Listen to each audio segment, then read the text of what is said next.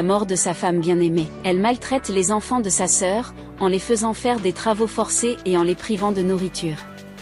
Cependant, l'âme de Gloria ne repose pas en paix et elle cherche à venger mystérieusement sa petite sœur. Esther tombe enceinte mais perd le bébé en accouchant, qui par la suite devient aveugle. Elle est persécutée par l'esprit de sa sœur qui ne cesse de lui apparaître. De cela, Esther, reconnaissant ses erreurs, se suicide et Ken a continué sa vie avec l'enseignante de ses enfants. Aujourd'hui, que sont devenus les acteurs de ce film émouvant? Je vous raconte tout après le générique. Du film, Blood Sisters, a été interprété par la célèbre actrice de Nollywood, Omotola Jalade-Ekinde. Après avoir connu un immense succès dans l'industrie cinématographique nigériane, Omotola a récemment concentré son attention sur sa croissance personnelle, et d'autres projets. Elle réside désormais aux États-Unis, et sélectionne avec soin ses rôles, prenant des pauses dans l'industrie pour se consacrer à son bien-être, et à sa vie familiale.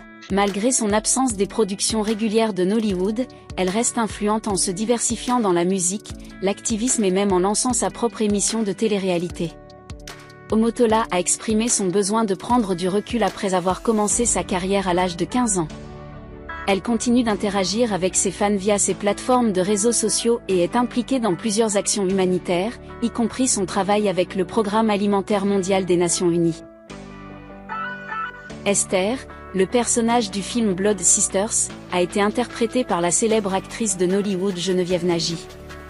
Geneviève Nagy est une actrice, réalisatrice et productrice nigériane de renommée internationale. Elle est née le 3 mai 1979 à Mbeze, dans l'état d'Imo, au Nigeria, et est souvent considérée comme l'une des pionnières de l'industrie cinématographique nigériane. Geneviève a acquis une immense popularité grâce à des films comme Sharon Stone en 2002, Igel en 1999, et Keeping Faith en 2002. En 2010, elle est devenue la première actrice à remporter le prestigieux Africa Movie Academy Award, dans la catégorie meilleure actrice dans un premier rôle.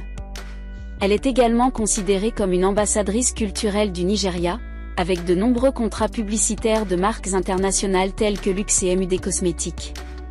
En 2018, Geneviève Nagy a réalisé et produit le film « Lionéar », qui est devenu le premier film nigérian à être acheté par Netflix. Le film a été acclamé à l'échelle internationale pour sa qualité de production et son regard sur la culture nigériane. Lionéar a également été sélectionné pour représenter le Nigeria dans la catégorie du meilleur film international aux Oscars 2020, bien que la candidature ait été disqualifiée en raison de la prédominance de l'anglais dans le film. Geneviève Nagy s'est faite discrète ces dernières années, ce qui a suscité des rumeurs et des spéculations sur sa vie personnelle. En 2022, des rumeurs concernant sa santé mentale ont circulé en ligne, mais ces informations n'ont pas été officiellement confirmées. Elle a fait une apparition en public à la fin de l'année lors d'une conférence, mettant ainsi fin à certaines de ces spéculations.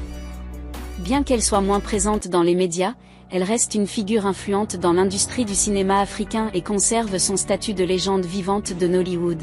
Geneviève Nagy continue d'inspirer de nombreuses personnes à travers le monde grâce à sa carrière remarquable et son engagement dans la promotion du cinéma nigérian à l'échelle mondiale. Tony Ume est un acteur nigérian bien connu qui apparaît dans de nombreux films Nollywood, y compris Blood Sisters.